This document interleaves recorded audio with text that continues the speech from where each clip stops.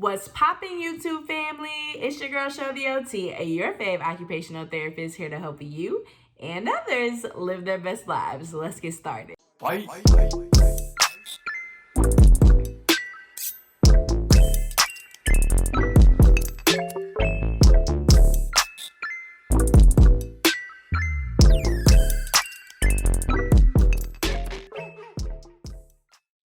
Happy OT month! Whoop, whoop, whoop, whoop. Sorry I haven't made a video all OT month.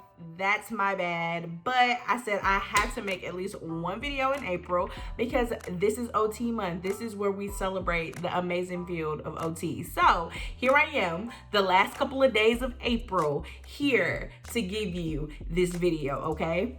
You are welcome. All right, y'all, before we get into this video, are y'all feeling my hair? Are you feeling my hair? I wanted to try a little color. What are we thinking? How are we feeling? If you love it, tell me down below. If you hate it, keep it to yourself. We don't need no negativity. But yes, I just wanted to try something different, and here it is. I think it's kind of cute. All right, but let's get into today's video. Since it's OT month, I felt like it would be a good time to talk about, like, does my child need OT? I feel like I encounter parents all the time where they're referred by a pediatrician or referred by their speech therapist, referred by whoever to OT, and they're like, my kid don't need OT. What is OT? You can't help my child. Like, they don't know. They don't really know what OT is about and the wonders that it can do for your children, okay? So that's why I'm making this video. For those parents out there, they've heard OT, somebody has mentioned it to you, brought it up to you, and you're on Google right now, does my kid need OT? I'm here to let you know, if your kid is exhibiting maybe these couple of things, it might not hurt for them to get an OT evaluation or even just a screener for an OT evaluation, okay?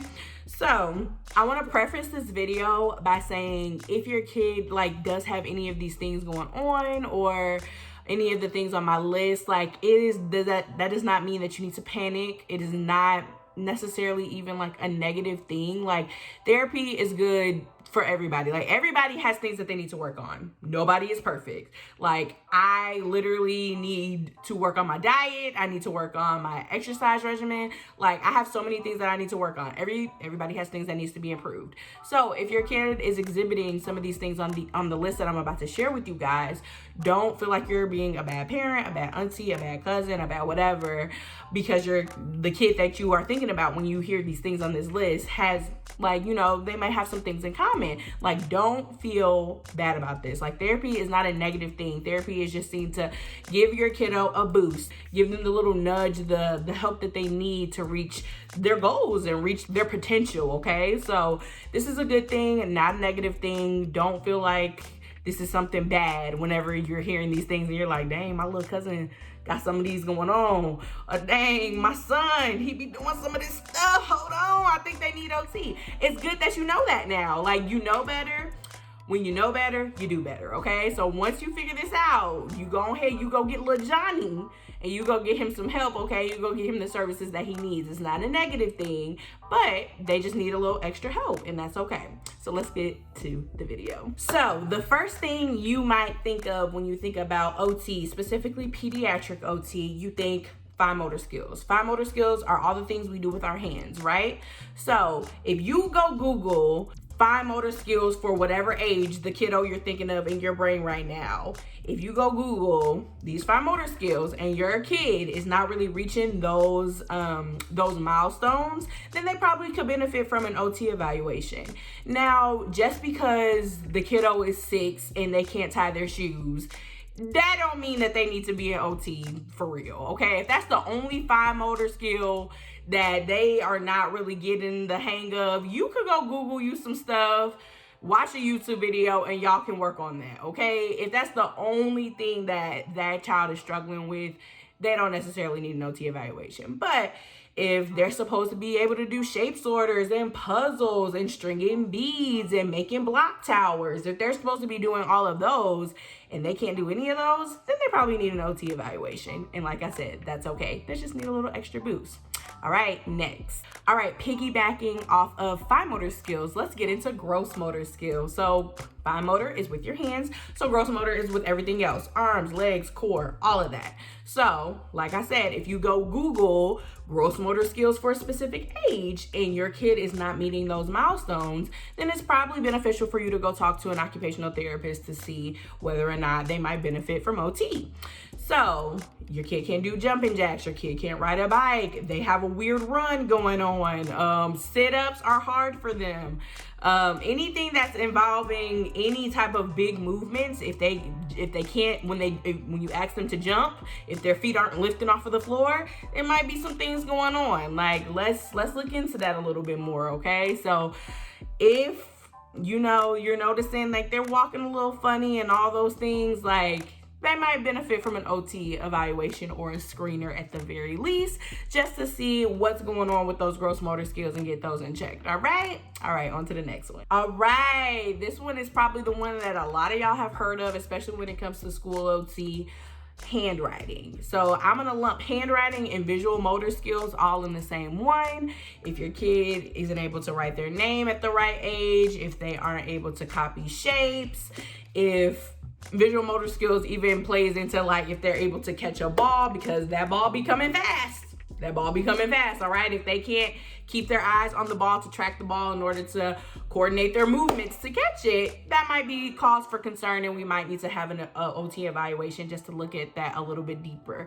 And then we'll figure it out from there, okay? But handwriting, visual motor skills, all those things play into what OT can help you with. And so if they're having some difficulty with any of those things, then maybe OT is going to be beneficial. So like I said, something simple that you can do is literally like these tag words: visual motor skills, handwriting. Literally look up, like your kid is 4 years old. What visual motor skills should my 4-year-old have? Google those. And if they're not lining up, that might be cause for like, hey, let me go get my kiddo some help and see whether or not they would benefit from OT or not. And so 9 times out of 10, OT, like I just feel like therapy in general is just beneficial all around, especially if you have insurance. Like, why wouldn't you go get your kid that extra help that they need, especially if it's covered by insurance? Like, and if it works in your schedule. I know everybody has busy schedules, so and anyways, you can always go get the evaluation, hear what they have to say, and then they can even give you like a home exercise program and you can do the stuff at home. There's a whole bunch of stuff that we can do, all right? But like I said, let's get back on track.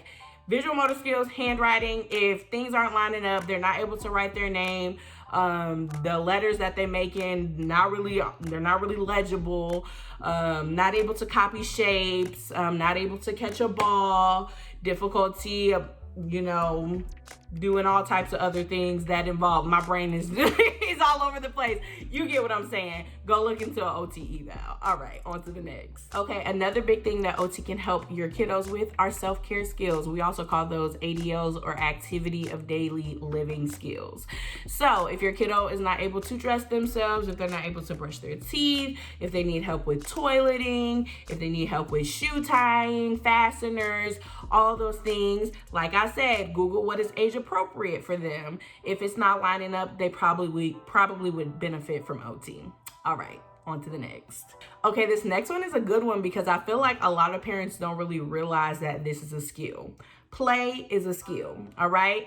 If your kiddo picks up cars, but they not vrooming with them and they just kind of like lining them up, that's not really functionally playing with the cars, right? We want to see our kids rolling them down a ramp. We want to see them pretending to drive to the grocery store. That is functional play skills, okay? If we're just lining up the cars just because that's visually appealing to us, that is not functionally playing with them how we would want to see our kids playing with them, and OT can help with that. OT can help expand their brains, show them the more functional ways to play with different toys and things like that. And so like I said, play doesn't seem like it's a skill that needs to be targeted, but if we go and we let Johnny, I don't know why I'm picking the name Johnny, but Johnny's our kid for the day. If we go and we let Johnny keep playing with them cars, like just lining them up, then we're gonna eventually get to, we don't have pretend play skills. When we pick up pretend cooking utensils, we're still lining up those things instead of pretending to cook with them. And so eventually when it's time for Johnny to start cooking, Johnny don't know what to do with the cooking utensils because he's been lining them up the whole time and nobody helped him learn that these things actually have a function to them. So, ta-da! OT is here to help you with that. All right, let's keep going. Okay, this is a big one because it's kind of hard to wrap your mind around if you're not in the therapy world, but OT helps with sensory processing skills. And so this is something that literally every kid, like even every person, not even every kid, every person, everybody has sensory processing like things. Like we have these things that we just kind of like the way they are. So for example, myself, my sensory processing thing is like food. Like food has to be crunchy. I really like my stuff super, super, super, super hot. Like that's my sensory processing like thing. Like I need my food to be crunchy and hot, and I'm very much so a picky eater, okay? So that's my sensory processing. Little difficulty or whatever. When it starts to become like something that I'm like, okay, maybe we need OT, is when it gets in the way of our daily living. If we can't function throughout the day because of our sensory processing challenge, right? So like I said, I'm a picky eater. I like my stuff crunchy and I like it super, super hot. Now, if I was such a picky eater that I ate no vegetables, then that probably means I need OT or possibly even food school and speech and all that stuff too. Because then that's impacting my diet, right? Like I'm not getting veggies, and that's an important food group that I need in my diet. And so that's what I'm trying to get you at. Like our sensory processing things, if they're impacting our daily living, if they're getting in the way of us being able to function and do the things that we need to do throughout the day, then that's probably when we probably need to go seek out an OT evaluation to figure out what's going on. And so I like to call my friends that are like really busy bodies, like they have hot bodies, right? Those bodies that like to move around a lot and things like that. That's somebody that's probably, a sensory seeker. They have some sensory processing challenges and they probably need an OT evaluation. So if you got a kiddo that's bouncing off the walls all the time, don't always just chuck it up to, that's just how they are. They're just a kid. If it's making it hard for them to sit still during dinner time, if it's making it hard for them to sit still during school, like that's probably something where we need to go and get an OT evaluation because it's starting to impact our daily lives, right? And we don't want that to happen. So our sensory processing challenges, picky eating, busybody, avoiding. If we are avoiding loud sounds and things like that, we can't even go to a football game now because the loud noises are just too overwhelming. If we're starting to avoid things, then we probably need an OT evaluation. All right, let's go get what we need. Let's get our kiddos the help that they need. That's all this is. All right, on to the next.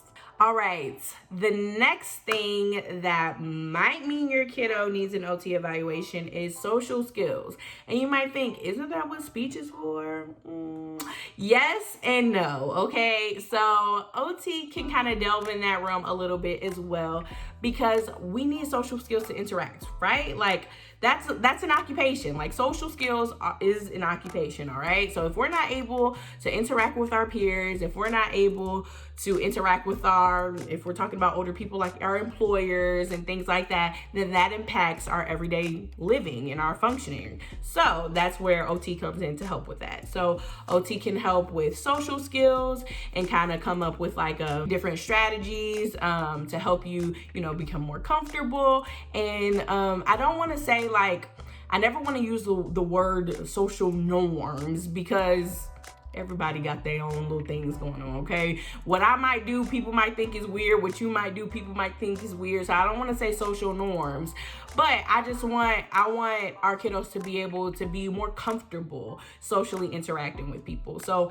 if your kid is too afraid to go up to the next kiddo and introduce themselves and ask them to play with them, then that might be something that OT can work on. Like we can help them gain the social skills needed to engage in that process. Or if your kiddo has autism and social skills kind of fly over their head and they're like, I don't see why it's a big deal that I can't snatch this toy out of their hand because I want it.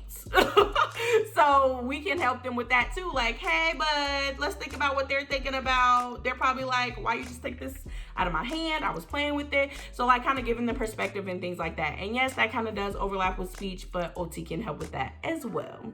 All right, I think I only have one more. We almost made it through the list. All right, last one. All right, this one kind of piggybacks off the last one. OT can help with emotional regulation, self-esteem, mental health, and things like that.